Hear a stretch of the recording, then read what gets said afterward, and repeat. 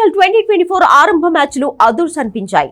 ఇప్పుడు అదే దారిలో మరో మ్యాచ్ కూడా అభిమానుల్లో భారీ అంచనాలను మూటగట్టుకుంది.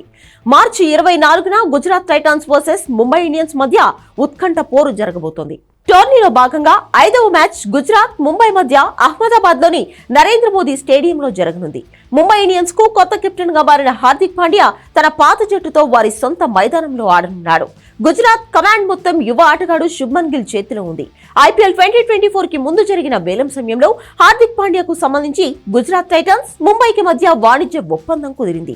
అందులో హార్దిక్ ముంబై ఇండియన్స్ కు వెళ్లి రోహిత్ శర్మ స్థానంలో కెప్టెన్ గా నియమితుడయ్యాడు.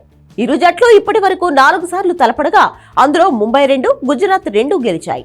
నరేంద్ర మోడీ స్టేడియంలో ఇరు జట్ల మధ్య జరిగిన మ్యాచ్ల్లో గుజరాత్ విజయం సాధించింది. ఇలాంటి పరిస్థితుల్లో సొంత గడ్డపై గుజరాత్ ను ఓడించడం ముంబైకి పెద్ద సవాల్ కానుంది. ప్రపంచంలోనే అతిపెద్ద క్రికెట్ స్టేడియంలో బౌలింగ్, బ్యాటింగ్ లో సమానమైన పోటీ కనిపిస్తుంది. ఈ మైదానంలో సగటు స్కోరు దాదాపు 170గా ఉంది. రాత్రి 7:30 గంటలకు మ్యాచ్ ప్రారంభం కానుంది. దీన్ని స్టార్ స్పోర్ట్స్ నెట్వర్క్ లో ప్రత్యక్షంగా వీక్షించవచ్చు. ఈ మ్యాచ్ ను జియో సినిమా వెబ్సైట్ లో ప్రత్యక్షంగా వీక్షించవచ్చు.